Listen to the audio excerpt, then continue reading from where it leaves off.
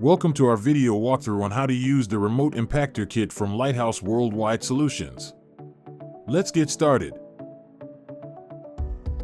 Take your remote impactor base and your 28.3 liter per minute orifice barb and join them together using the port on the side of the impactor base.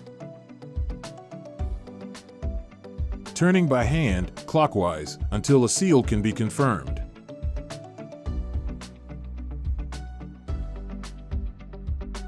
Once that is complete, place your magnetic Petri holder into the remote impactor base, turning until the magnetic seal is achieved.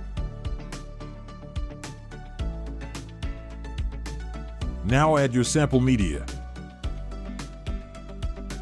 Complete this process by adding your impactor head on top of the impactor base, turning by hand, clockwise, until a good seal has been achieved. At this point, take your vacuum tubing and connect one end of your tubing to your house vacuum system. The other end of your tubing connects to the orifice barb on the impactor base. You are now ready to begin sampling.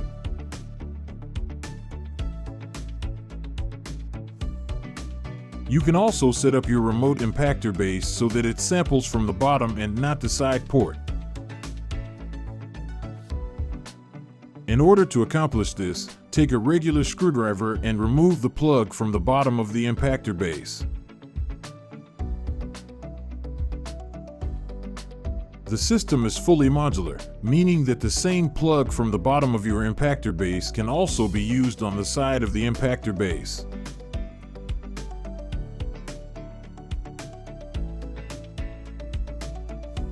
Once the plug is inserted into the side of the impactor base, you may now utilize the orifice barb of your choice to gain sampling from the bottom of the impactor base. Tighten clockwise by hand until a good seal is ensured.